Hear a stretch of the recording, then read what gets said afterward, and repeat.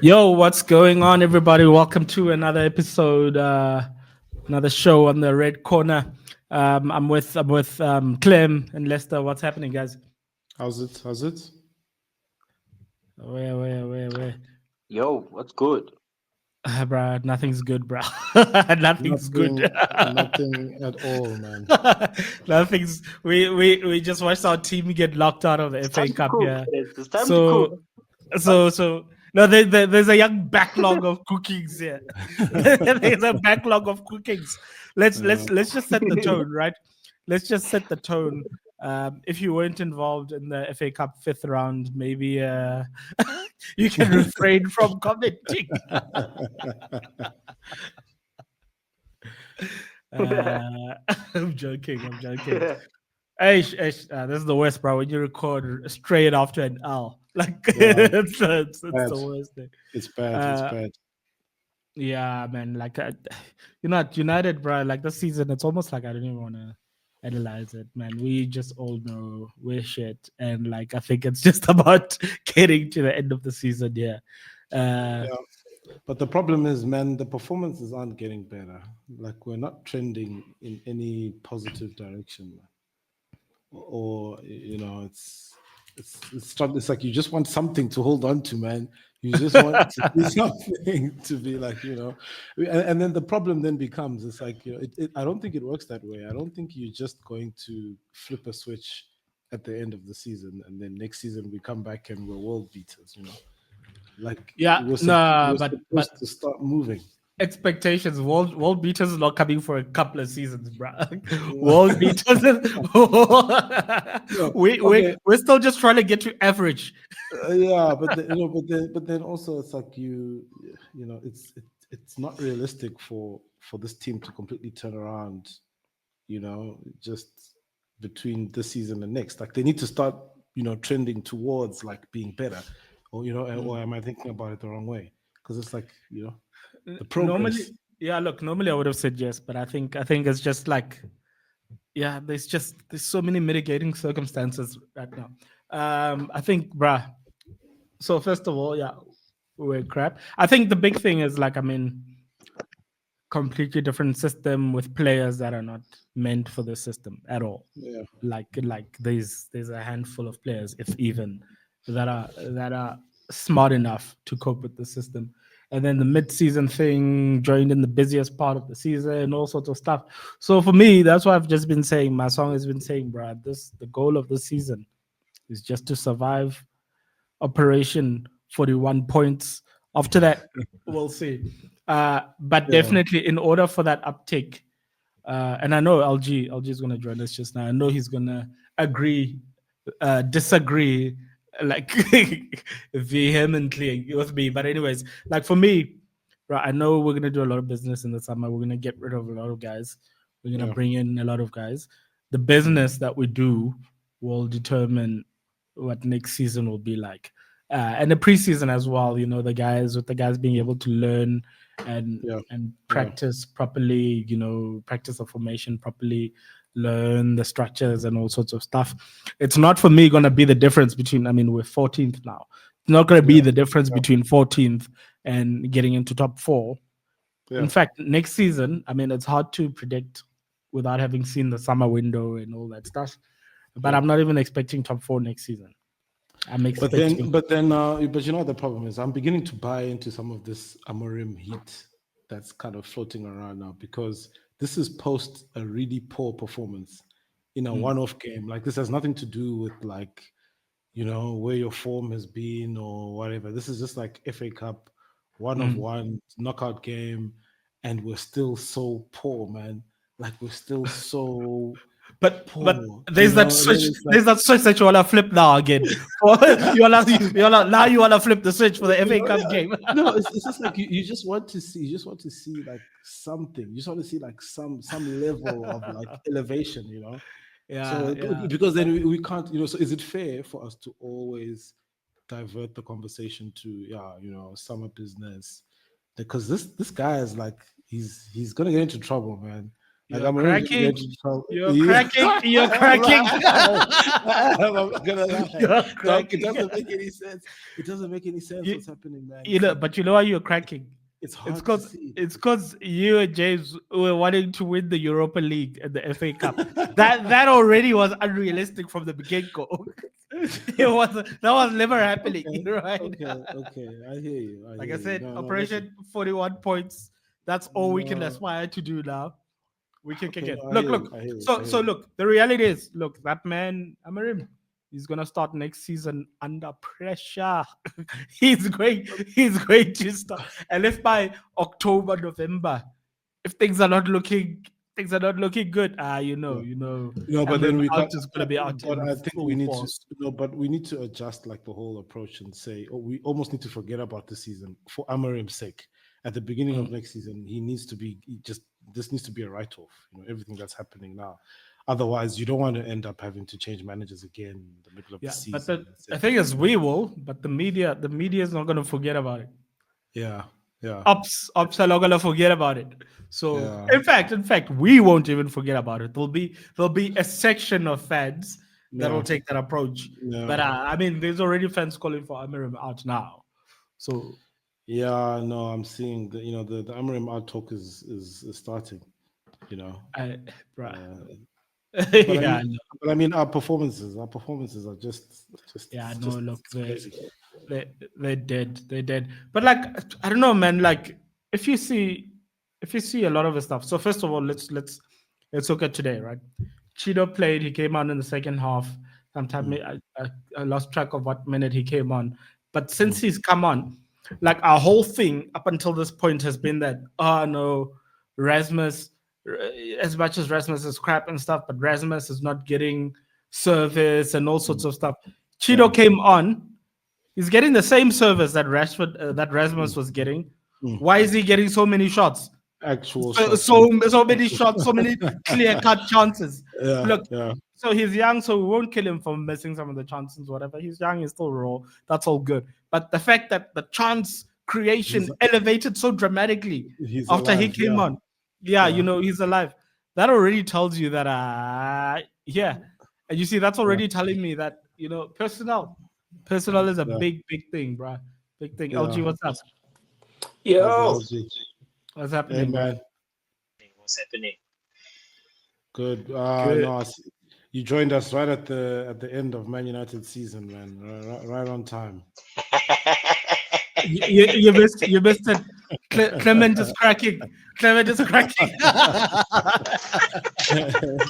I'm just asking how unreasonable Amarim out is. Is it too soon? Is it really ridiculous? Is it like what am I missing here? Chief, I've been trying to convince Amarim's lawyer here that this guy's not it. You'll never, bruh. I'm here until the ship sinks. But do you see what a massive difference our team looks like without Dogo? Did you see Yes, it? And that's one guy. yes. That's one guy who came in January. Yeah. One Personnel. guy. The only guy that Amarim has brought in, really, okay, I'm not going to count Heaven, the supposed Cheeto and those guys. The one proper signing that he made Has made that much of a difference already. has already made that much of a difference. So, like, I think the thing is, people think like in the summer it's like, oh no, you must get 6-7 people and whatever. That's not realistic, and that's not what's gonna happen. Yeah. I think this guy, if he gets 3 players max, we should see something. And if we're not seeing something with that, then like for me, you're like, bro, don't worry, don't look at me now giving him grace. Think that next year or whatever. I want him to have a preseason. I want him to have a stuff, and I believe that he'll get it right. But if you get your 3 guys and you get your training thing, whatever, because these guys, you should be able to get more out of them, right? So I'm saying, cool, it's busy fixture list. You don't have time to train people. There's load management. Guys can't run in training now. There's all sorts of that stuff, right?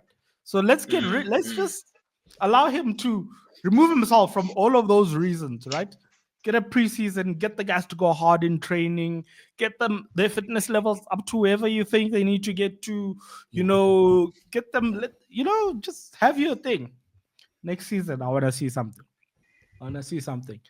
And like I was saying to Clement just before you joined, I don't think next season we'll get top 4. That's not my thing. Yeah, it's not happening. No, it's not happening. So I'm not gonna say I don't get top 4 next season, blah blah blah. But next season, I want to see good football, and I want to see a Europa League finish, right? I'll say properly, obviously, after we see what the window's looking like at the end of it. But just now, we should finish in Europe. We should play good football. That's Should. That's the expectation. That's the expectation. If it's not, bro, like we all know, like we're saying, he's starting the new season under pressure. That goes without saying. It is what it is. Even if I say give him time, we know the media's not gonna give him time. We know you men are not gonna give him time. So it is what He's it out is. of time already. It is what it is, right? Yeah, So it's he must crazy. also know this is how you're starting, bro. And you just gotta make it work, or Yeah. else. So, talk to me, gents, because I caught the game second half. Because in my mind, I'm like, easy win for United. Well, not easy, but they should get through. So it's not even worth a watch. And I knew that the football was probably going to be stinky as hell. So I was like, I'm not going to waste my time watching. Yeah. Then I just go on YouTube randomly and see watch along, and I'm like, Fulham 1-0 up. I'm like, okay. It's time to watch. Yeah. It's time to watch. It's time to watch. Yeah. Apparently, you guys were awful. Yeah, it was, Look, it yeah, we were was really awful. bad. I think like the first half of the first half, I think we were the better team. Definitely, we were. In fact, it was almost all United. And then somewhere during the second half, the tide started turning a lot. The goal that we conceded was a trash goal to concede. I mean, like we can't win headers. We can't, bruh. Another set piece goal. Another set piece goal, bruh. Like I think back at the Everton game, that first goal was the first goal that we conceded, where we lost like 5 headers in a row before it was headed in. And I'm like, guys, how can we not be able to win a single header? That's it. Like it's like we are allergic to winning duels. It's insane. So I don't know, bro. Concede shit goals, bro. You'll win shit prizes. That's just where we are now. Yeah. So I don't know. I don't even want to overanalyze it. I know we're shit. We were always gonna be shit. It was about scumbagging a win. It was about scumbagging a win. We didn't Again, scumbag. basically. Yeah. But the question now that I'm asking Tish, I'm asking Tish, now every conversation you have about United is about Amorim and time, and next season is the season. Meanwhile, this season we keep sinking further and further and further. Yep. And then it's like he's getting away, or the team, not to point the finger at him. I think maybe now the finger needs to be pointed at the players more, like, more specifically. It's just like these guys are just getting away with murder this season, and it can't be acceptable. These players without a coach should perform better than they're performing now, without a manager. So then what's the manager doing? Yeah, no, I'm emphasizing the point that these players are crap. Yeah. No, but you're saying these players without a coach or without a manager should be putting better performances. So if with a coach they're putting in terrible performances, why? But it's status quo of the last 5-6 years. So it's like that's the same question we've been asking. We are 14th. We are level on points with Spurs, who's on 13th. They've got a 14 goal difference. We've got a -6 goal difference. We're fighting. We moved up. We moved up in the log. We moved up. We are 14th. We are. Where is Ipswich? Ipswich is 17th. That's the last one. So bruh, we're safe. We're almost there. 8 points till 41 points till we guarantee our status, secure our status as a Premier League team. Then we go again. No, but this is a bad low. Like, everyone goes through everyone goes through their ups and downs, but this is really bad. Yeah, no, it's terrible. There's ups, there's downs, then there's this. Terrible. Underground. Yeah. All I'm saying is, like, I think it's guazing you because, like, you were expecting to win the FA Cup, you were expecting to win the Europa League, I told What you did I that. say? Hey, No. what did I say? Never mind what the What did I opposite. say? What? I told you. We're not winning anything, bro. You're not So, winning like- a damn thing. Forget it. Yeah. So I think what's just happening is just you're coming back down to earth more than United doing it. Your expectations. are just I'm the coming- one who was coming incorrect. No, I hear you, man. But look, something else I need calibration on is this whole Xerxes conversation, man. You know, and it's not the first time that I brought this up. And I just need some convincing because my eyes, I'm not seeing like the thing. You know, I get that Xerxes got like that kind of like lazy language style, you know, kind of like Berbatov type thing. But then at the end of that is like something amazing, you know. And I've never really like seen him light it up. I'm always just like, Yeah, I'm look, struggling. I wouldn't say he's been lighting it up. And if you're looking for a lighted up type of level, then he's forever gonna, not forever, he's gonna not meet expectation for a while. What I mean by there's a baller there is if I look at modern day football, right? Modern day football is defined by players that are pace, power, and GA. If you got those three things, you're nominated for a Ballon d'Or every single season, right?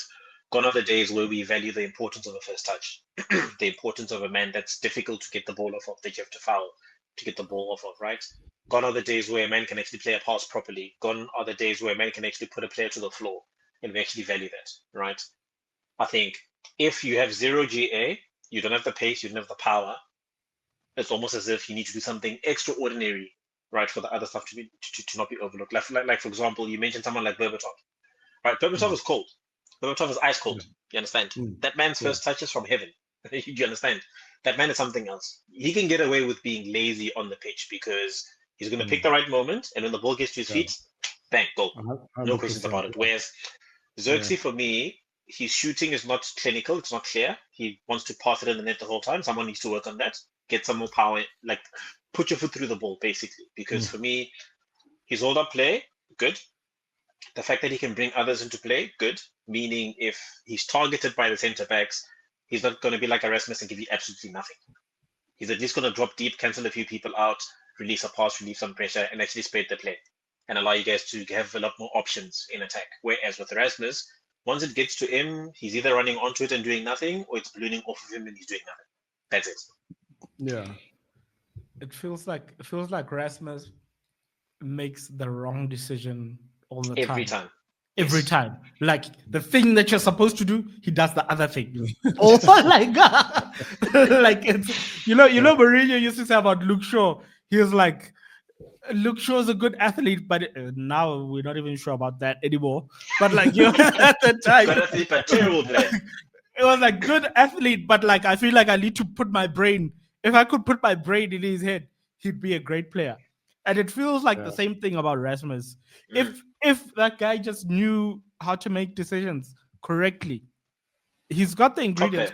He's got pace. He can, and like that guy. If you look at some of the goals he scored, especially in Europe, bro, they're difficult goals to score. So like, but what is he interested in? He's interested in WWE. He's interested. He's always twerking there, always like wrestling man kind of thing. And like my guy. Xerxes, I think Xerxes could just add running to his game. It would change his game. It would. But I think, to be fair, he's not the run onto the ball type of player. He's the type of player where he needs players around him to cause chaos, and he'll be the calm within that chaos. He needs fast guys around him. Exactly. So maybe in the system, the 10 is better for him, but you just need an intelligent striker in front of him. And right now, you have none, unfortunately. Hence why I was saying, play him up front to at least have a body draw the defense, but also have him draw deep and have two people behind him that are very mobile, that make runs, right? Have two wing backs that are surging up and down to give him outlets. Then straight away he can bring others into play. That's what you need. And like, I mean, our first signing that we're rumored with is Krenda on the right wing. I think if you've got him and you've got Dogu on the left already, now you've got guys who exactly. Can then have Xerxes, then have Ahmad behind him, and maybe a fit Mount, and just tell Mount to float around or do something. Yeah, well, now a fit mount. That's an antithesis. That's another problem. that's the problem there. But like You man gave that man the 7, guys. Ten Hag, bro, one of these terrorists. Hey, that guy, bro, like he annoyed me so much. Yeah, I don't know, man. I don't know. It's just. Oh, we're just saying as well. Like, before we move on, Cheeto came on. He replaced Rasmus second half, and people always say no, Rasmus doesn't get service. He doesn't whatever. Cheeto came on. The same people who are providing service are there. All of a sudden, we're creating more chances now. All of a sudden, there's clear cuts. There's big chances being created because the He had striker actual doesn't hide. shots on He goal. makes himself. He's got actual shots on goal. He makes himself available. It was just crazy. It was crazy how Basically- like night and day it was. Exactly. Basically, dropping 72 M's on a teenager doesn't make sense. Rather, just get someone from the academy. Yeah. If you're going to go for a teenager, 72 M's is for an established striker. It's not for kids. That's Yeah. true. Failings of the past regime. Yeah. I I think we've gone and like distorted the whole market now, because now it's like Listen. Yeah. you know, Now people No, know, it's well, you like paid that. what for who? No, I want more. exactly. Yeah, and it's difficult to convince people like that. Guys, we're broke now. Guys, we're not doing that stuff anymore. It was those guys. They don't want to hear And anything. all they hear is that you're desperate. Therefore, They don't want to hear. leave. Yeah. Yeah. For me, man, it is what it is. We'll see. Bring on Sociedad. If Europa's gonna end, in fact, I prefer for it to end right here at Now. Sociedad. Because It's going to. even if we beat Sociedad, I think down the line we could meet Bilbao potentially, depending on how they go. And it's like, bruh, like that's even worse than Sociedad for us. Yep. It's like there's absolutely no way we are winning Europa. So for me, we need 3 more wins. 3 more wins, we're in the Prem, and then from there on, maybe he can start like giving some of the kids like proper time. Yeah.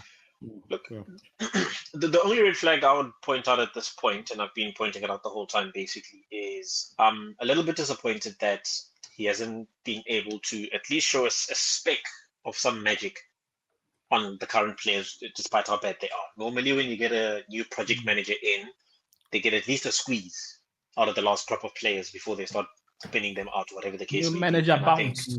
Yeah. something basically. And I was like, at least if I saw his system being implemented, and I'm like, okay, that guy's letting it down because in a typical scenario, it's supposed to be doing that. But if I'm saying that about almost the whole team, it's like, my guy, something. Yeah. At least tweak it, do something, But because I haven't seen that yet, I'm more like, okay, cool. Give him the 3 players, and I pray and hope for you guys that that it somehow just clicks and gels. And if it doesn't, I'll be there. I'll be there. No, look, that's fair. That's fair critique. I think we can say like it's just like I know sometimes I'm just extra in my defense of him. It's because I know like once the media, once they get a foot in, then it's a wrap. So I know I go overboard defending him. I know that he's got his faults. He definitely does. He's definitely not faultless. But there are things that he can tweak. But it's interesting you talk about the whole new manager bounce thing. But this week I've just come across just some of Anthony's performances in Spain and Rashford. Lighting it up, guys. They're lighting like it up, completely guys. different players, And They're making up for him to look dumb. They're lighting it up. especially Anthony there, and it's like he's a whole different player, So then also maybe that feeds into the Farmers conversation. League. Farmers League. Why? No such thing. Man was one of the best players on the pitch against Real Madrid. Yeah. I wonder if Champions League winning Real Madrid. Yes. It's not a Farmers League. But I wonder if a valid transfer strategy for United is just to go and get all the players that are like clicking with our guys, like at these other. So we need to like go and buy Isco from Sociedad to go get Asensio from Villa and bring them back with these guys because it's like they're like entirely different players, And that's but you gotta but you gotta be fair. The environments they're coming into, first of all, Very different. I mean, Sociedad, Aston Villa, the pressure is it's less than half the pressure. It's like the club's ambitions are different, right? Yeah. And like They're free. I mean, you look at something happens at United. Like for example, the whole thing with United happened about they're cutting the free lunch for the staff. But go and It check. was a spectacle. Go and check which Premier League teams actually give free lunch for the staff. So you'll be hard pressed to find a solid list. It's probably like City, maybe one or two others. You'll find that most teams don't do it, but because it's United, it's a massive thing, right? So and that whole microscope of being a big club. So you go there, that microscope is gone. Now you go to Rashford at Aston Villa. Now you are the big ticket item there, right? Like nothing else in the club is going to bring a level of scrutiny other than you. Just happy you're like, there, yeah. they're happy that you're there. Anthony, you look at Anthony, bruh, like I don't know even though where Sociedad is. I think they're not doing so well this in general. Betis. Betis, sorry. Betis. Betis. Yeah. Where's Betis? Oh yes, Sociedad is the one who's not doing too well. But like I mean the pressure on real Betis, bruh, like it's not the same, right? It's not the same. So you can go there, you can ball out, you can La Liga's not as intense as the Premier League as well. So you've got a little bit more time on the ball. It's better football. It's more technical. It's more technical for sure. But you don't have a guy on your neck, bruh. Every minute you don't have a guy on your neck. You can think a little bit. No, look.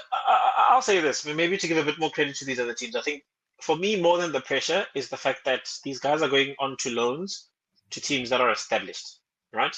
Unai Emery has an established way of playing that will get the best out of a winger that's pacey. Right? Betis has a system set up with ballers like Isco in the team that will get the best out of creative attacking players. So I think, yes, the pressure's not there. I slightly disagree that people aren't on your neck in La Liga. I think the quality of football there is miles above any league I've seen, especially of late. And it's one of those where you have to be a footballer. You can't just be up and down just pacing it. You will get exposed very quickly. They will pass around you and pass you off the park easily, which is why Spanish teams, I heard an interesting stat, all 17, I think, finals that Spain has gotten to with any other European team, they've won. Likewise with Champions League, if a Spanish team is there, they're winning it. There's a reason for that. They are techy, they are good. But I think also the fact that they're going to an established Villa with a manager who stabilized the squad, there is a style of play. We all know that if you're pacey, you can somewhat score and you have somewhat of tech. In an Emery system, you will do better than what you will do at a at a Man United under Amorim, who demands slightly different. In fact, there aren't even traditional wingers inside, type of thing. So at a Man United under anybody. Like at a Man United under anybody. Because this man, he came into a different formation altogether, right? And he was bought for the formation that he came into, and he still couldn't. No, yeah, I mean Ten Hag bought him, right? And then he abandoned the thing that made him thrive at Ajax. No, but I'm saying, Anthony came in. Was it in the first window of Ten Hag? Yeah, first window. So Ten Hag said, I'm going to play like this. In order to do this, I need Anthony. Then he stopped playing like this and said, I'm playing the Man United way. No, for sure. But I'm just saying that like Ten Hag's system was suited way more than Amorim's system is. And even then, Anthony was struggling. He had a purple patch to start off his career. And then as 2 games. Yeah. How long did Ten Hag listen to the system? Yeah. It wasn't an awful lot. 3-4 games max, and then it's like, I'm going to run in midfield, get me a cast, and then the United way, transition football. And then Lisha got injured, and then that was his biggest excuse. Remember when he was going on injury? And he's barely played his style. But Ten Hag was overrun in midfield for his entire tenure. Like That's the problem. 3 years. 3 years. That's the problem. No, but like, fair. Look, man, it is what it is. For me, again, let them train preseason. Yeah, Amorim's margin for error is just less and less. It's lit. It's lit. Next season, it's lit. No, look, nothing's gonna happen this season, right? Nothing's gonna happen. So like, don't even like. That's why it's almost like, yes, it's a write-off. Maybe it's not a free hit, but it's a write-off. Nothing's gonna happen. He's not gonna get sacked. We can scrape through whatever. Yeah, sound like nothing's Arsenal gonna happen. fans. Yo, Nothing's gonna happen. No, but I mean, come on, let's be realistic. Nothing's gonna happen. The club can't even afford to sack him. In fact, so no, we know that. So what I'm saying is, you sound like Arsenal fans. Those are not good sides. Yeah. But okay. But Arsenal, Yeah. but Arsenal are having different problems right now, man. And All created by ourselves, self-inflicted. Nothing's happening to us. let's just even let's just go there. But before we get on to Arsenal, let me just play a little banger for us there. That's not Jabon. That's not Jabon.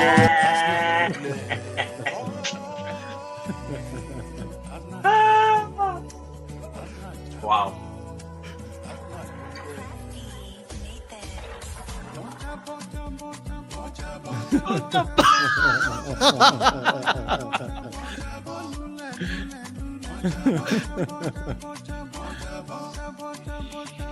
Yeah. I get it.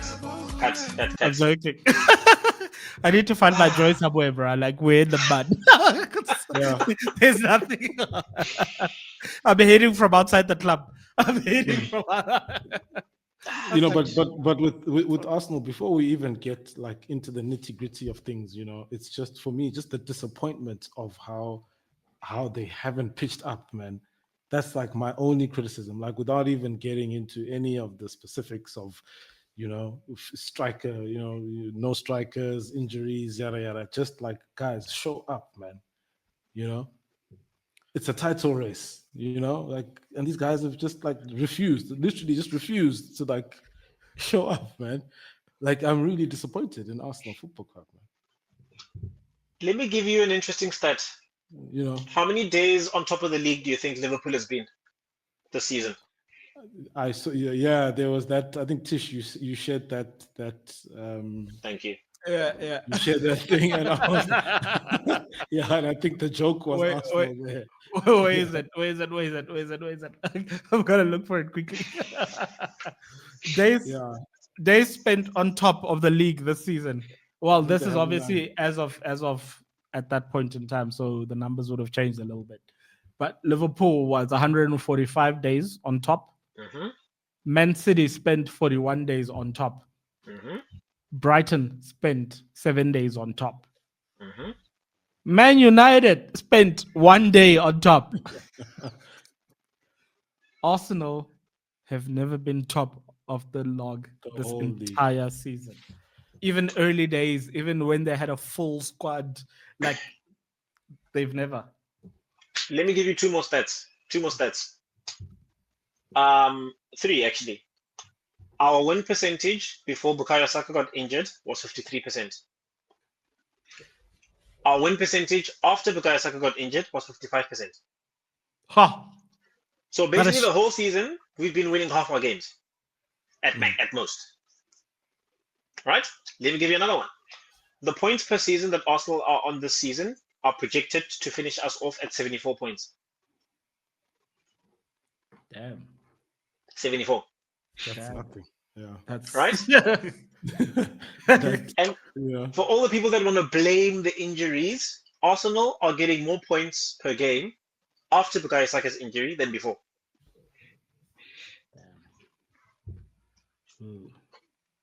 Yeah, it's wild.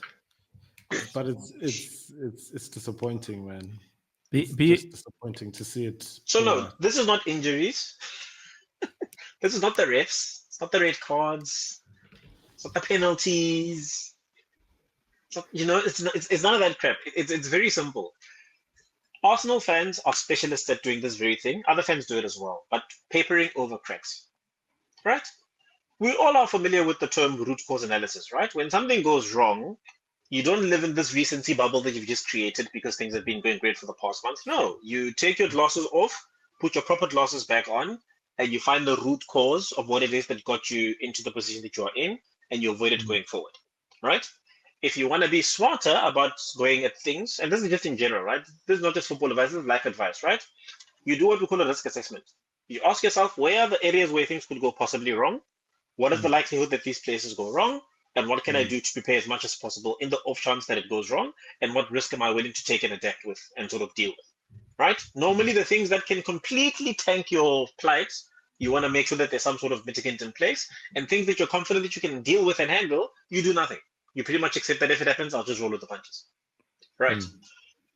If I say to you that a winger who is not even 23, 24 years old, who's been playing 60 to 70 games per season, I could be exaggerating, for about 2 or 3 or 4 seasons in a row. If I told you that they got a hamstring that took them out for 2 to 3 to 4 to 5 months, that is the most likely outcome. that is the most likely outcome. Right? Yeah. If I say to you that a team, right, that finished the season with barely anyone injured is now having injury problems the next season, are you surprised? No. Okay, let me give you another one. If I tell you that a team has been trying to win the league, but they don't have a clinical striker, let alone a actual striker on the books, and they're struggling to win those critical games, are you surprised? Yeah. No, I think what disappoints me about the way the story is unfolded is there may have been all these problems, as the season has progressed, but there was a point where Arsenal should have pivoted, man, into serious behavior. Chief, it was never happening. There was a point where it's like, it was never happening. It's like, it was never happening. We need to do something here. It was never happening. Where are the set pieces, Chief? Where are the set pieces? Then they should have played set piece FC. Where have they gone? Chief, name one club that you remember back in the day that specializes in set pieces. Quickly, top of the mind. Bolton Wanderers. Where are they right now? Yeah. Moral of the story is maybe you can't come back set pieces, guys, to a title. You just can't. Set pieces are that extra just to get you slightly over the line. They can't be the main thing. I mean, by the way, who Bukayo Saka aside, who do you think has the most assists in our Arsenal squad right now that's currently playing? Check your guess. Well, now I'm gonna guess set piece. So Declan Rice. Correct. 5. Yeah, from set piece. And all 5 are set pieces. That man has been getting hooked recently, right? Him and Odegaard, yeah. Yeah, like they're not making it through 90 minutes. Yeah. Chief, how many captains in history do you know where when the going gets tough at 60 minutes they get hooked off? Bruh, that sounds like an Arsenal thing. But like that's your captain and your club record signing who are getting hooked off when it gets rough. But You've got your captain running away from the ball there. Did you see that clip? Clown, did you see him? Yes. I couldn't believe it, bro. I couldn't believe that guy didn't want the smoke. He was just like, I'm going off to safety here. There's too much going on He's here. hiding. Dude, there was a break in some game that we had where literally as you're watching it, you're like, okay, Odegaard, there's the space, run into it so you can get the ball and you're keyed through. What does he do? He runs upwards and goes behind the defender at the top. But there's a gaping hole in the middle, Chief. Go through the center. He was like, I want to be an NPC, bro. No. Guys, here's the thing, right? What's Declan Rice's best position?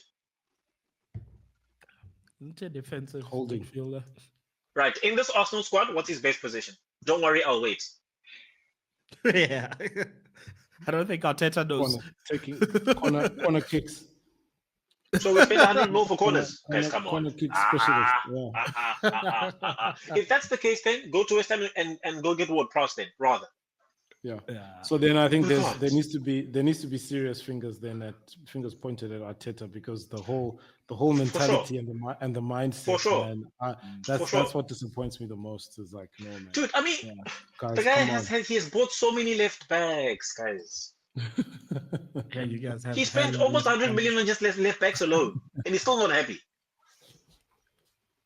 You understand? And the player fulfilling that is an 18-year-old midfielder. He's going off of that Pep thing. Wasn't the first thing that Pep did at City? He spent like 200 mil on fullbacks, and then like. But the difference is he won. Yeah. No one says anything if you're winning, Chief. As long as you're winning, we don't care. Do whatever you want to do. You're not winning. It's not working. You're copying Pep. You're 2 years, 3 seasons behind Pep. You keep buying left back after left back after left back. My question to you right now, right? Calafiori can't defend. Have you ever seen an Italian defender that can't defend? Bruh. That's Where do you ridiculous. guys find that guy, bro? Ever. He's just always with his. What the hell's going on here? So, and the thing for me, I'm like, all the money that you've wasted on these random rubbish players, like Sambi Lokonga and Fabi Vieira combined is roughly 50 million. You're telling me for 50 million you can't get a decent 8 that just plays 8. Like, for me, dude, rather have a thin squad with quality on the pitch. Yeah. What you cannot now do is say that I have a thin squad, we've spent $750 million, but I can't even look at my bench. Yeah, that's just wild. With bro. everybody Yeah, fully fit, mind you. Yeah, you I don't don't see have a where bench. the money has gone in the squad. It's like United, like as in you know there's been investment, but you don't see where the money went into the squad. Exactly. Yeah. And another thing, by the way, our wage bill is very high. We barely have players earning less than 100 grand a week. It's high. Yeah. It's very high. You understand? And now rumor has it Saliba might go to Real Madrid. They want him, and Arsenal is apparently wanting to make him the highest paid player at Arsenal to keep him. And I'm like, if you're resorting to BS tactics like that, that tells me that you know as a club that you failed. You didn't do what was required, and now you have to panic and inflate the wage bill. It's actually wild. Your wage bill is higher than ours, and we were Yes. the high wage Yes. bill team. And like Yeah. this is with Rashford on like whatever 3 something and Guess who's Casemiro our on highest paid 3 player? something. Guess who's our highest paid player? Just take a guess. Is it Kai? Yep. Yeah. Crazy. Jesus is on like 265 a week. Oh, and he's not there half the time. It's like That's $500,000 a week, guys. No. and then guys. when No. then half the time that he's there, half the time he's not. He's not in the box. He's not scoring. Hey, And then also just the whole we don't have a striker story. That's another one. I think you can point a finger at Arteta. How did that happen? Chief, Eddie this man Nketiah- found a clinical Eddie- striker in Aubameyang and turned him into a left wing back. and Eddie Nketiah there is you know. I'd rather being a- have him right now than the nonsense that we have right he's now. there, Like, what's going on You here? know, let go of he's Nketiah. there. He let go of Nketiah. Smith Rowe's gone. Smith Rowe, he let Nketiah's go of gone. as well. Fabio Vieira on loan. Look, I don't rate these guys very highly, right? Forget whether you rate them or not. Just the principle of Squad it, right? players. Squad players, yeah. You need got them. rid of 3 attackers. And now you're having to rely on a 16, 17-year-old out of the academy. You're telling me that Fabio Vieira can't do a job. I got you bought him, right? You spent 35 million on him, not us. So if you're going to spend the money, at least trust your players. But you can't spend money, play them once or twice, and send them out on loan again. Yeah. And then complain, no, PSR, then the new term, market opportunity. That's the term. There are no market opportunities. Guys, Yeah. Asensio is balling out at Villa on loan. He was there and he came in January. He was available. Yeah. Jan, he was available. He was available, guys. Yeah. No, I can't. Look, remember the first stream we had, I think, Clem, you were flabbergasted that I said to you that Arsenal are winning this league. And you're like, but what about Odegaard? What about this? I'm happy that you've come full circle and you're seeing what I'm seeing. There's nothing that's happening right now that I didn't predict. All of it was predictable. Every single thing that has happened was predictable. Arteta's a micromanager. He does not give players freedom in the final third to do whatever they want. He just does not. You understand? Have you ever seen a playmaker occupy one half of the pitch only? You can't. I mean, Bruno and your team is all over the place. You'll see him at right back, left back, picking up the ball. He's all over. He's a playmaker. He's making things tick. James Madison at Spurs, he's all over the place. He's making things tick. Where's our playmaker? Or supposed playmaker? He's taking 17 first touches there before releasing it. Dude, there was a time where it was a set piece, right? We're chasing a game, it's a set piece. Dying minutes. Defenders are in the box. What happens? He passes the ball back and it ends up back to our goalkeeper. He doesn't even whip it in. It's a joke. It's an absolute freaking joke. And dude, it's poor.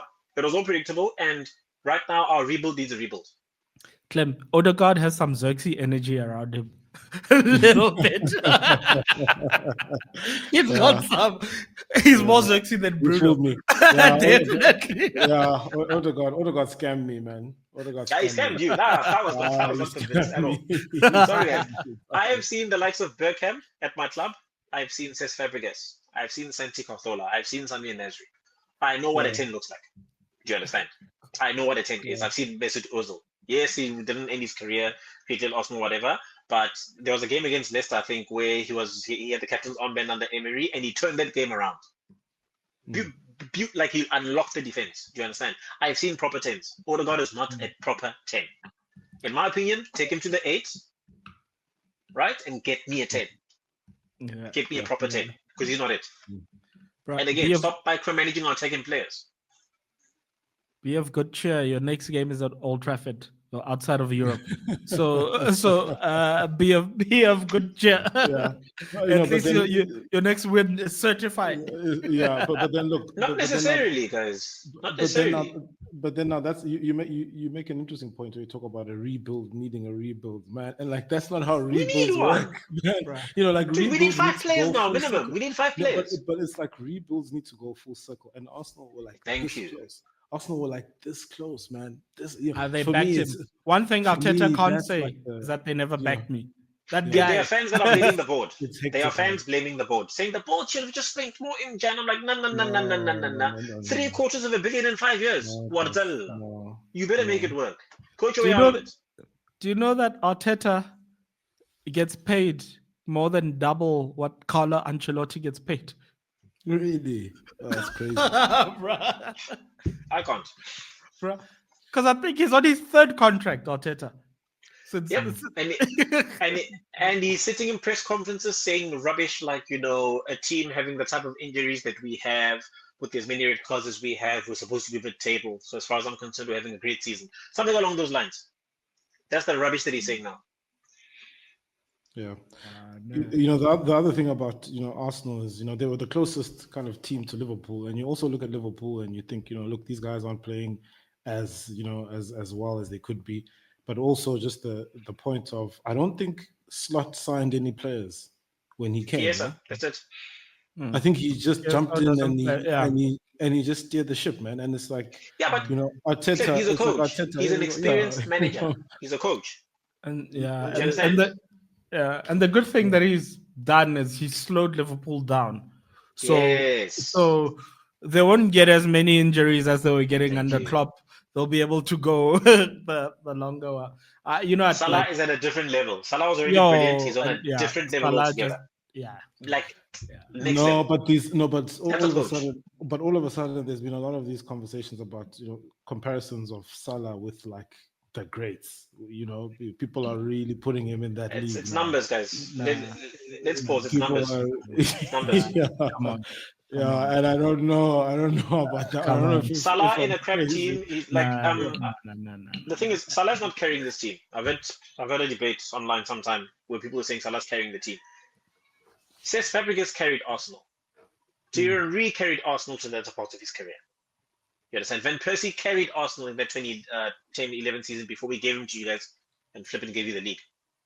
Mo's not carrying. He's not carrying Liverpool because the defense is on point. Solid. You understand? Yeah. The midfield, Gravenberch has been a revelation this season. McAllister is an absolute baller. Brilliant. You understand? So there's pieces within the team that are also performing well. And that for me comes from the manager. The manager got a system, got the right players. He's getting a tune out of him. He's squeezing this player here, and he's getting the best out of a team. And because of that, Mo Salah is able to just knock them in for fun. However, destabilize the rest of it, Salah is not doing what he's doing. Yeah. Which is why, for me, putting him in the greats, in terms of numbers, yeah, sure, you can. But he's not picking up the ball in his own half when nothing is going according to plan for Liverpool. And just He's not dragging them through like that. Not like that. Not like that. Yeah. Hazard can do that. Thierry Henry did that. Yeah. Not Salah. No chance. But I think this is why Salah's also just fed up, man. I think he gets the sense of not getting enough credits. I think that's why he's probably just delaying the whole contract thing, possibly. Because or he just wants to go to a Muslim nation and get a paycheck and retire happily. Yeah. That's He'll also take whatever he nice wants. I think he'll stay if they give him the cash. He just wants. He's just saying that, guys, for this club, I am your GOAT, and I want to be appreciated like that. Yeah. That's it. I think that's all. But if I was Liverpool, if he wins us the league, I think you let him go. I think you just shake hands and you're like, "Thanks, Chief." That's what I said. You've won us 2 leagues. You won us 2 league titles. We're good, man. You know. So that's on the moral ground. Cool, I hear you. Right. On the financial ground, how much does it cost to replace Mo Salah? You don't replace him. You accept that you've lost him and you move on. Yeah. And then you adjust your expectations. But And then you also understand that you've no, entered the team, that's fine. you know? You can say we'll share his goals across the team and blah blah blah. There's still going to be a gap here, right? So you're gonna That's have to fine. get You someone. accept it, guys. You're gonna have to get a He's body. generational. Tish, think of it this way: Cristiano when he went to Real Madrid, you sold him, right? Did someone replace his goals? No. Do you stay winning? Yes. Who did we buy? We bought Michael Owen and We made a plan there. You made a plan. we bought You some understand? cheap. So, Yeah. The Ronaldo money. yeah. Because I mean, here's the thing, right? Remember when Barcelona lost Neymar and they tried to replace him? How many hundreds of millions did they waste? Yeah. You don't Yeah, replace no, players no. like that. You accept that they're gone. Yeah. You move on. Yeah. It's like Henry. We could never replace Henry. What are you doing? Just move on. No, that's true. You It's understand? like it's like actually like what Liverpool did with when they lost Coutinho. They've got Move on. they got Alisson and they got Van Dijk with that money. And look Done. at what happened. Yeah. Exactly. They're gone. You accept that they're gone. You're not going to replace Coutinho. What are you doing? Yeah. Move on. You Even understand? So, Coutinho couldn't replace and because Coutinho. of that, you're able to actually move on as a club. What you don't want to do is make a system so dependent on one player getting phenomenal numbers that when the phenomenal numbers aren't there, all of a sudden you're now having to say, oh, we'll share the goals. No. What this guy has done to the squad is phenomenal. There's a base, there's a spine. Yes, you might lose Van Dijk, right? And people might say, if Van Dijk goes, whatever, it's all over. Maybe it's all over. Or a coach being a coach, you get another centre back. Yeah. Might not be at the level, but you can get something out of them. Look at Juve after Ronaldo left. Dead. There's about it. They'd been so Ronaldo centric. They just died. But you can't expose yourself like that, you know, in any type of organization. You can't have you can't have that over reliance on one person. So I think, you know, I rate Liverpool for just sticking it out, man. It's been like, win us the league and you can leave, you know. And that's what I say. It's a fair deal. Exactly. I mean, dude, the next bunch of crop of talent is going to come through. Players are coming through. I mean, you win the league, maybe you do a double win the Champions League as well. Handshake, you've done well for us. Move on. You know, try maybe get some wages off the wage bill. Try get a fee. Well, he's leaving on a free, right? If he leaves. If he leaves, it will be a free. Yeah, a free. It is what it is, guys. But You're now, planning on your part, accept it and move on. But now, move on. You've got three guys. Look, Van Dijk is probably going to stay. He seems like the closest one there. But now but he hasn't signed yet. So you've got Virgil, you've got Mo Salah, you've got Trent, who are going to walk out for free. So it's okay to say, cool, we'll leave Salah, but now you look at it in the context of the situation. What if Salah and Trent, for example, go on a free? What if Salah and Trent and Virgil go on a free? Then so it's like, you must, you're hedging your bets here. You better make sure that guys, you gotta. How old is Mo Salah? That's probably like 30, I think he's at the age where you can't invest in him long term anymore. 32. So then what's the point? So already either way, he's maximum you're getting 1 or 2 seasons max. Max. You're not getting 3-4 seasons out of it. Yeah. So what you're saying is you have to prepare yourself for life without him. Either way, is that what exactly. You're saying? So right now you've come into a league where City has fallen off a cliff. Best believe City is coming back next season, and they're coming back with fire, with force. Rodri's going to be fit. They have that Gonzalez kid out. They're going to clean up. They're going to get players. If they're still in the league. Nothing's going to happen to them, guys. We know they're going to win the case. Yeah, no, they're going to win the case quite easily, actually. You know, so City's going to come back because City's summer spending spree for me, or their January spending spree for me, is scary because they took 6 months. They realized that, okay, we stuffed up in the summer transfer window. We're going to start course correct now in Jan, salvage whatever is left of the season, and add on to it in the summer so we can go properly into the season. You know City. When City says, okay, checkbook is open, we're getting players now. you need to be scared. Yeah. And the thing They could is, very like, easily go back to the top and dominate for another 2-3 years. and the thing is, Understand? even So, yeah. I was gonna say the thing is as well, having won the league like 7 times or whatever the case is, Champions League, like the FFP balance is rather healthy.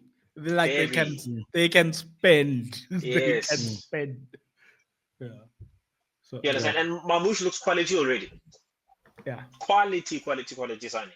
So yeah, 2, 3, 4 quality signings there. Restore the back line, get rid of a couple of players. Also, they sell a bunch of academy players every season. They make millions of academy players that we never heard of because they're a well-built club. So they can go and splash $500 million in the summer if they want to. Yeah. You understand? They can go to Newcastle and say, Bruno Guimaraes, thank you. We'll take you. They can go to Sociedad and say, Zubamendi, thank you. We'll take you.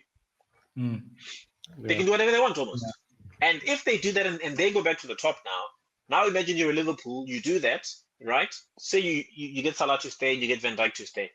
If he doesn't replicate those performances and City comes back, you've invested in what exactly? Yeah, well, that can't be your own business, your only business. But yeah, no, I hear the point. But it can't be your only business. That's just no, like, of course. Just yeah. Anyways, yeah, but we'll see, man. I think the league is wrapped up. I think as a competition, it's all but done. So pathetic. And they're only gonna strengthen. So it's rough, bro. It's rough. That's what I'm saying, bro. Like top 4. So that's already like top 4 next season, right? You expect City to be up there again. I mean, City was probably gonna see the top 4 this season, anyways. But you expect City to be there. Liverpool and FA Cup. Yeah. City will be there. Liverpool will be there. Arsenal will be there, like in the mix. Newcastle's always around, and then Villa as well. You don't know Villa's there. You don't know what Chelsea's gonna do. So that's why I'm saying for us, bro, top 4. It's a pipe dream. It's a pipe dream for next season. It's a pipe dream. Pipe dream. But look, while we're hovering around Arsenal and top 4 and Europe, Arsenal got a nice deal, man, in the Champions League round of 16. That's a nice draw that Arsenal have. You think? The immediate game. PSV. Who's after PSV? And that's if they get past PSV. Okay, so after the winner of the Madrid derby. The winner of the Madrid. We're out. Whoever wins, it's a wrap. It is an absolute wrap. Simeone will absolutely demolish us. And then, if they beat the winner of the Madrid derby, they play Liverpool next in the semi. It's a wrap. We're out. It's a wrap. Dude, forget Real Madrid, forget Atletico Madrid. I'm not convinced that I will go against the PSV team without a striker and be confident of a win. I don't have an attack. I've got nothing up front. Yeah. I'm toothless. I'm toothless because there's nothing. Yeah. You understand? This is not because here's the thing, right? And I know, like Arsenal fans, these people don't realize that we won the league at your guys' ground back in the day with Thierry Henry, Robert Pires, and Bergkamp injured. Yeah. Do you know who we had? Kanu and Wiltord. They were the 2 up front to replace Henry and Bergkamp, and we won at your gaff. And one of them scored. Uncle Kanu was a beast, though. That's what I'm saying, though. Yeah, you need beasts up front. You need beasts, not little boys there. No, you need men up front. Yeah, Backer than it. That's it. Yeah, bruh. I just think it's just such a crazy oversight, man. To get to this point of the cycle, man. To get to this point of the cycle. It might be Arteta's last chance, and then he just doesn't have a striker. Like, how is that how we remember the season for us? No, but that's he's the architect of that. So it's like, guys, $750 million. You're not gonna tell me anything. But anyway, you were back. You chose to buy 3 left backs. You chose that all by yourself. So yeah, I think this next season he's obviously not gonna get sacked now. He'll He's have not next getting season sacked to for a go long again. time. That's the sad part. You don't think next season could be a defining season for him? Nope. I think isn't that this season? Well, Nope. that should be this season. No, I He's- think this season He he's is gonna staying this survive. season. The only thing that gets him I think- fired is if he gets out of top 5. I think next season, let's say next season, let's say Slot takes it up a notch. He gets a few signings, adds some depth or raises the level. Listen to whatever me. the case is. And Pep fixes up, right? No, but hang on. And Pep fixes Okay. up, right? So now it's a Yeah. Liverpool City slog for the title, right? And then Mm-hmm. say Arsenal gets like third, but like you're not challenging, right? It's just that He will still third be by here. default. will still be here. Yeah, come on. Nah, then I'll know you guys have zero ambition. Nah, Tish. By the standards right now that you're trying to expect, by the way, I personally have those standards. Hence why I want him gone already. Yeah, you want 5 years, everybody- 750. Out. You're wasting my time. Think of it this way. When was Wenger sacked? When he Like, slipped, wasn't it what? slipping out of top 4? eh? Top- Right. Yeah. How many league titles did he bottle prior to that? Yeah, but it was a different era, man. It was a different era. Era aside, It's like champions by No, Christmas. but- That was No, Arsenal. no, Champions no, by Christmas. no, I No get to it. be seen by April. No, I get it, and that was the heritage, and that was Wenger's thing. That kept him in a Wenger's job thing. for more than a decade. Yeah, but like the thing is, at that stage, he had already cemented himself as like an Arsenal legend and like long tenured Chief, manager. we have fans So now- that defend Arteta more than Wenger. You know you're playing. Yeah, no, that's wild. That's wild. But I think the point that I'm just trying to say is that Arteta is not a manager that comes from that era of managers, right? He's in the Yes. quick turnaround kind of manager. So you No. can't. Arteta has come in an era where there's lots of Gen Zs that watch football that know very little about our history, that are just there for the vibes, who have never seen actual, real, proper success on a regular basis and deem a demand of silverware as toxic and negative. You understand? You like, dude, even our legends, Manu Petit, for example, if he goes online and blasts our squad or blasts Arteta for not doing the right thing, you have fans that will talk crap to him. The other day, Henri was like, no, not acceptable. I forgot what time. I think it was sometime last year. People are slagging Henri off. There's a statue of the guy outside the stadium. He's our top goal scorer. Yeah. He can't say anything negative or wrong about Arteta. Not even he can speak. You guys should see. This what guy, Man he's United- backed beyond belief. I don't understand how You he's see what our legends. You see what our legends are saying. Oh, take. Roy Keane was just saying Bruno Fernandes is shit just last week. Yeah, he was going in. Going on in. Fernandes. Going in. Our legends are the worst, bro. When it comes to punditry, they hate us, bro. They hate us. Ray Keane No, is but honest though. they're telling the truth. They're telling the truth, though. That's the thing. Yeah, but like sometimes it feels like they haven't realized that football has moved on. Roy Keane Tish. Roy Keane wants players who are going to apply themselves like Roy Keane did. And like, bro, we Captain live in like the age captain. of flowers, bro. Yeah. People are getting offended. Tish. And like, no. Hang on. there's no hang player. on, hang There's on, no hang on. player. Mm-mm. No. There's no player in this, like in world football right now. Mhm. There's no player who had like the grit of a Roy Keane and who fought like a warrior like that. Yeah, it doesn't look like that to the eye, but I'm going to drop the name, N'Golo Kante.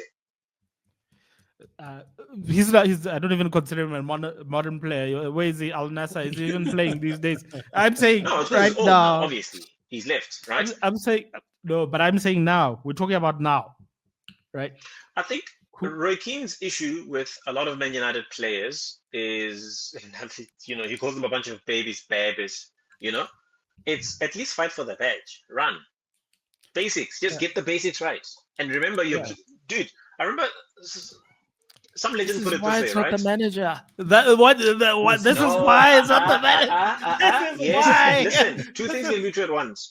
Not only not mostly not the manager.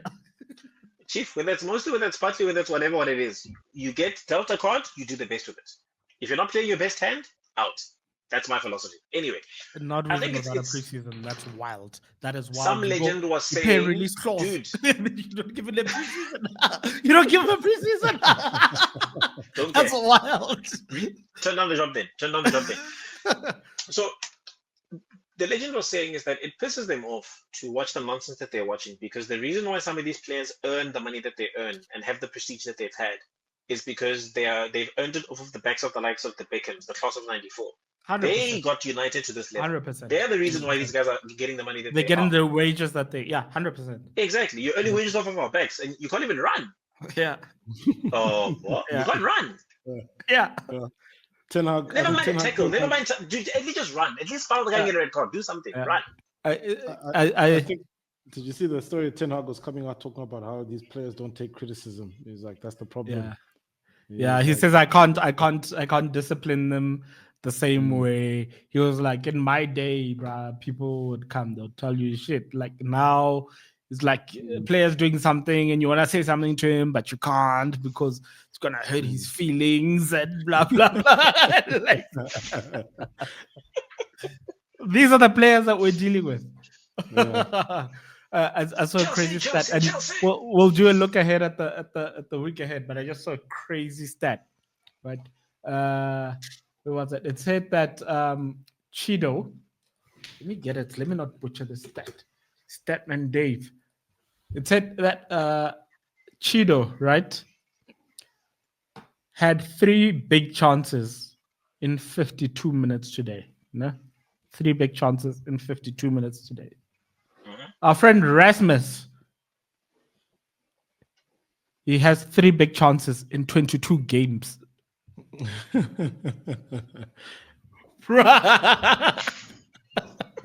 52 minutes, 22 games. Yeah. Bruh. Anyways, I let's just miss back in the day, Coach, when It's hard to. I just miss defend football yourself. back in the day where managers just do the basics, right? Get a striker to play up front as a striker. If you don't have strikers left in your team, that's fine. Don't go spending ridiculous money on a kid. Yeah. Rather just play a striker. Yeah. I mean, Danny Ings. You guys could have gotten Danny Ings on loan from West Ham, for example. He would be better than this nonsense that Rasmus is doing. Bruh, bring Danny Welbeck back. Yeah. Yeah. Bruh. Anyways, let's look ahead. Your first game PSV, it's away. This week. I think What you'll it- find. I did catch a little bit of PSV's game. Who are they? I think was it? Who did they knock out, man? The round before. I remember Juventus. catching a little. Yeah, I remember. Yeah. The second leg was quite tense. I think they snuck it. They snuck it in the home leg there, but I don't think they're operating at a level where Arsenal can't deal with them. At least, you know, they're not in like the next dimension, man. Like they're there for the taking for Arsenal. Are you talking about the Arsenal that lost to 15th place? West Ham? Thank you. Yeah, that's same Arsenal. Yeah, I'm just struggling with this idea of just Arsenal can't just end like this. It doesn't work that way. Like you don't build up this much momentum just to struggle to be like, okay, guys, come on, let's go. You know, this is like one more push at something, anything. You know, I really, for me personally, I need to see that from Arsenal for me to take them seriously as like a big team. You know. But that's the problem. You're still hanging on to this hope of trying to take them seriously. Why? David struggles to let go of the images of the past. I do. That's I why do. he I was have a winning problem. I Europa have a League and FA Cup just a few weeks ago. No. Okay, no. But real talk, you guys just spoke about, you know, like the football that we know, the legacy of the past and stuff. You know, Arsenal have like a pedigree, man. Arsenal are a team with like real pedigree off of the backs of like years and years of guys like showing up and pitching up and performing.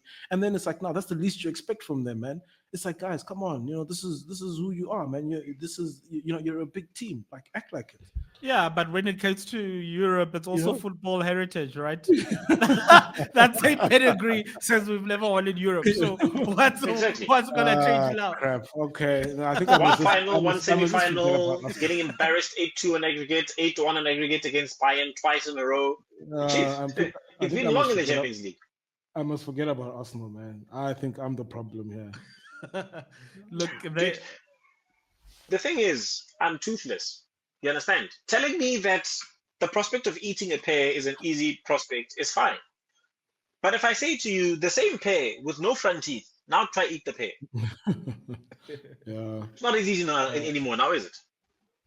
I'm toothless. If it's not a set piece, I don't know where my goal is coming from. okay, but like honestly, like I mean, PSV away. What are you thinking? Yeah. So how does one approach that? Like, how do you feel? What's the Arsenal I'm not perspective? confident, but if we are to go through, we'll probably go through on the home leg. Maybe get a draw away and make something at home. Yeah, we'll see. Yeah, I think Unless if PSV is stupid enough to play an open expensive game against us, then we'll rip them apart, toothless or not. But if they just sit deep, defend, hit us on the break, if that's their strategy. Sorry, sidebar. I'm not sure if you guys heard. Nuno was being interviewed after the Forest game, and Martin Keown, ironically, was asking him, "Dude, normally you have 5 defenders. You do normally have a back 5, but I saw that you switched up for this game." Do you know what Nuno said? Right. He's like, "Yeah, I went to the back 4 because they don't have a striker, so I rather put the guy in midfield." That's rude. No, it's common sense. Why would you go the back 5 with the team that has a striker? For what? Just like, no. Midfield battle so that we don't get overrun. And what did they do? They got a draw against us. Yeah. So there's almost like a blueprint to beat us now because, okay, our attacking threat is completely nullified. So there's no need to go toe-to-toe with Arsenal. Yeah. Defend well, force them to over-engineer and force too many people forward, hit them on the break. I mean, the goal that Jared Bowen scored. I mean, how tall is Jared Bowen? And he scored a header right in front of our goal. If you had an extra yard, maybe you would have scored another one. But Raya outpaced him. That's what I'm saying. So yeah, it's shambles. I'm not confident as an Arsenal fan right now. We're toothless. I think it's unless one the of team those. has a terrible defense or they have a terrible manager, I'm not confident at all. Yeah, it's one of those. It's still round of 16, so it feels like it's gonna go one of two ways. There's gonna be like a hard fought one, and PSV is gonna win it, or like it's gonna be an Arsenal 4-5-0. Like I feel like it's gonna be. Stupid, yeah. I feel like it's gonna be one of those. It's still early enough for you guys to still like do things in the Champions League. I think the latter stages, that's where you'll fall off. Yeah, but I First think knockout round, I think you'll make it through. Yeah, Arsenal must go for it, man. Well, they have to. It's the only thing they've got left. Exactly. You know, so might as well. They have to. Yeah, we'll see. We've got the Madrid derby. What else do we have here? I think the Liverpool PSG is interesting for me, just to kind of test, just to see where this Liverpool team is. Like, he's not a big European. No, but Liverpool's the form team of Europe, though. But PSG this 2025, they've started playing well. They've started playing well. Usman Dembele is now on fire. Like the first half of the season, they've got Kvaratskhelia there as well. They've got. We'll see. This will be a test. I think PSG for me, if I didn't rate them with the superstars that they had recently, with the likes of Mbappe, Neymar, and Thiago Silva, and phenomenal players left, right, and central over the pitch, there's no way I'm rating them now. But they're more of a solid team now. They're more of a team. The superstars is what was holding them back. But who are they playing? Is my question. The lack of what cohesion. big team did they give a proper challenge? What were their last Champions League games? Let's see.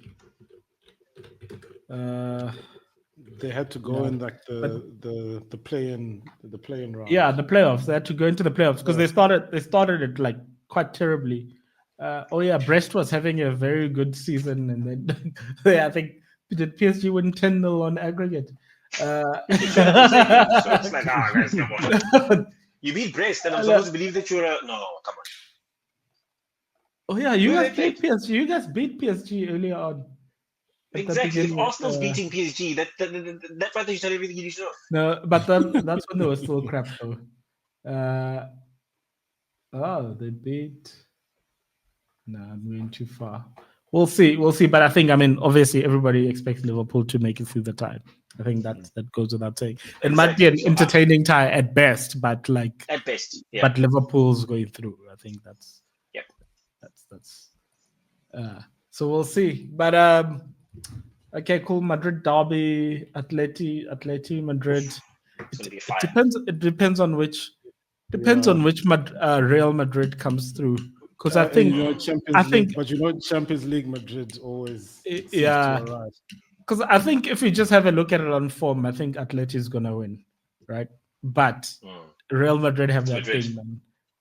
They've got that thing. They just come alive out of the blue. They've got Bayern and Leverkusen as well. That's gonna be an interesting tie. Especially because Company doesn't really control his games. It's like just gung ho. Yeah, it's just exactly. Yeah, you've got, and is Company also.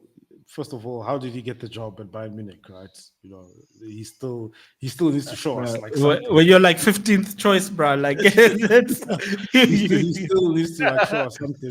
Look, guys, attacking football, and he's a big personality. He actually has some guts and balls to tell players, irrespective of their age, jog on. Yeah, right. One that's going to be interesting. I don't think I'll watch the game, but I'll definitely look out for the highlights. Feyenoord and Inter.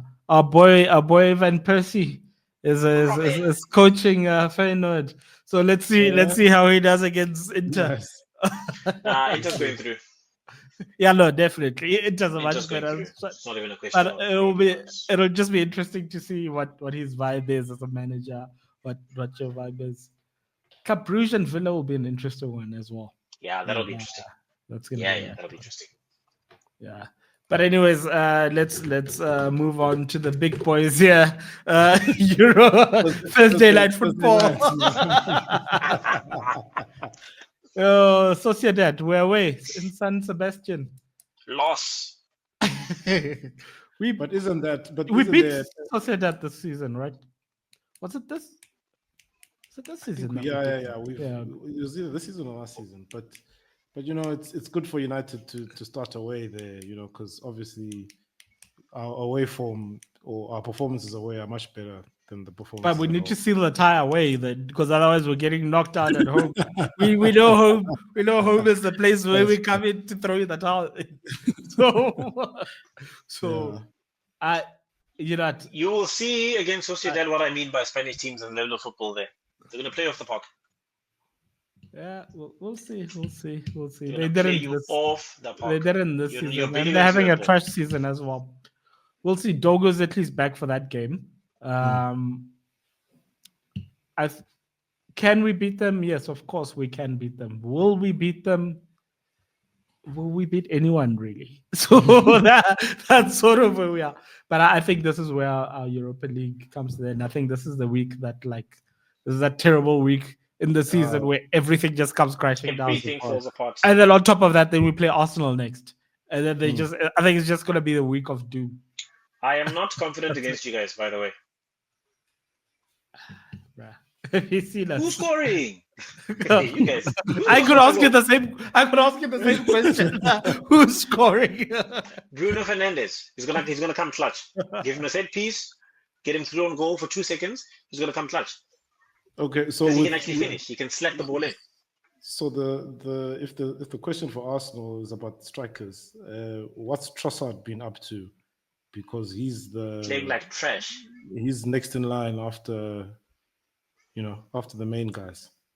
He's playing like garbage because it's not his position. Just sprinkle a little bit of expectation, and then it all goes down. There was a time in our group chat we were playing Leicester, and I put a comment in saying that, look, Trossard just put an amazing ball in, but because there's no natural number 9 to attack the front post, that's a cross gone wasted. So he's either on the left creating chances for no one, or spamming crosses in, which is predictable because you can either put a 6'5" Merino in the middle there, and then the opposition will just get 12 defenders to defend. Outside of that, what are we doing? Another corner. Corner. Yeah. Ah, okay. So. Corner. Corner. Yeah, no, we'll see. Let's see, Europa League. What's another interesting game? We've got Ajax and Eintracht Frankfurt. That should be a proper game. Otherwise, bro, this is Who's first playing? AZ Alkmaar. Believe it or not, that might be an interesting game because and just one of those again. He's like just gung ho as well. So that's going to be a tennis match. Yeah, but it's like Dutch opposition, not even like the top Dutch. They're the guys who scraped through in the second tier of Europe. I don't know. It is like I said, it's going to be a tennis match. Tennis match, either okay. high scoring or it's going to surprisingly be tense. Yeah. Yeah, we'll see. Roma Athletic Club Bilbao might be interesting as well. Yes. But yeah, who am I kidding? I'm not gonna watch any of the stuff. I'm just gonna watch it later and keep it moving. Like, I'm not gonna waste my time with Europa League, bro. Yeah, it's a wrap, bro. It's a wrap. Anyways, 41 points. That's the main thing. That's the main thing. We go again next season. You're going nowhere. Yeah. You're gonna sack him, I'm telling you. You're getting sacked. We'll see. We'll see. They gave him a short contract, so we'll see how it goes. How short? 2 years? Or 3 years? Well, it was 2.5 because he came midway. So it was this half and then 2 years. So yeah, in hindsight, I'm already if I was him. Tell United it's fine. I'll stay at Sporting, But the thing is, like, you think to yourself, I came through. Sporting was in the mud when I got there. In fact, his previous team as well, before Sporting, was in the mud. He got there. He fixed them up. Sporting hadn't won the league in, I forgot, many years, like 10 years plus. He came through. He sorted them out there, and then you get a call up. And then, like, you're thinking to yourself, there's those guys who decide, nah, I'm going to stay here. And then you stay, and that second call never comes through. And then you'll live in regret. You live in regret. Even Man City fans wanted Amorim in the options that Pep left. That's how high his stock was. And Liverpool wanted him. He's not going anywhere. Yeah. Liverpool spoke to Amorim before Arne Slot. But the reason they didn't go with him, they just said, look, it's too much of a squad rebuild. So So they didn't go with him. In other words, his stock is high, Chief. Yeah. After this, though, forget it. He needs to make it work, or his stock is on the floor. It's plummeting. It's gone. Nah, I think there's that United tax. I think he'll still get a good job. Nah. There's that understanding that United is a shit show. But you only start. But if we're being fair, you only start deducting from him from the beginning of next season. You start deducting from him. LG's already fired him, bro. Immediately. He's already immediately. Now, Chief, if this was old school Roman Abramovich type of era, I would go to the dressing room and say, dude, what the hell is going on?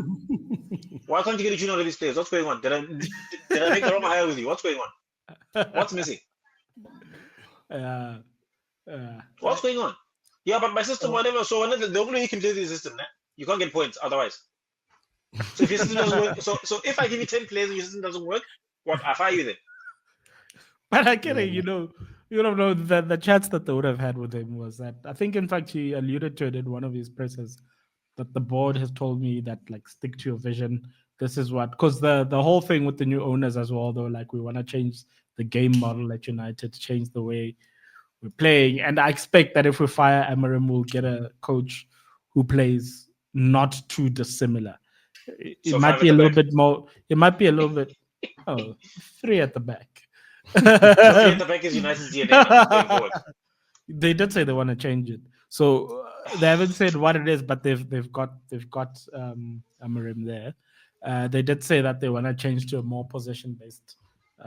This is why I hate modern football. Game model and whatever. Hate it. That's what they said. We've got a Spanish CEO. We've got a Spanish CEO. We've got we've got an owner who's looking at like cities and those guys. They were gassing it up. They were like, oh no, they remember that year when City thrashed Madrid. And they're playing whatever. The owner was gassed with that, and he's like, that's the type of football we want to go to, and like, yeah. So I think United wingers on the transition. I think that United, I think, is gone. I think that's gone. I hate modern football. I'm sorry. I can't stand it. We're obsessed with systems and guys. Whatever happened to just saying, okay, 4-4-2, I need a striker to be a fox in the box. I need one to drift around. I need a winger that can cross a ball, maybe one that can cut in. I need fullbacks that can maraud the wing up and down and cross a ball in, and I need midfielders to control the game. Done.